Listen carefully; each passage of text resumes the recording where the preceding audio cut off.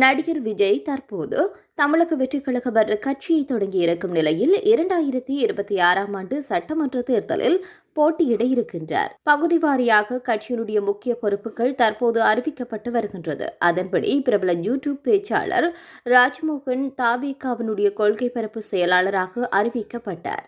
மேலும் சமீபத்தில் கட்சியில் சேர்ந்து ஆதவ் அர்ஜுனாவிற்கு தேர்தல் பிரிவு மேலாண்மை பொதுச் செயலாளர் பதவி வழங்கப்பட்டுள்ளது.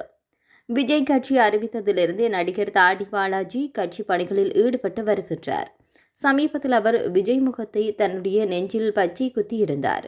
தற்போது தாவேகாவில் முக்கிய பதவிகள் யாருக்கு என்கின்ற அறிவிப்புகள் தொடர்ந்து வந்து கொண்டிருக்கின்றது. ஆனால் தாடி பாலாஜிக்கு இதுவரை எந்த பதவியும் தரப்படவில்லை. இந்த நிலையில் புதிதாக வந்து ஆதவ் அர்ஜுனாவிற்கு பதவி கொடுத்ததை விமர்சித்து ஒரு மீம் தன்னுடைய வாட்ஸ்அப் ஸ்டோரில் பதிவிட்டு இருக்கின்றார் தாடி பாலாஜி. அந்த பதிவு தற்போது இணையத்தில் வைரலாகி இருக்கின்றது.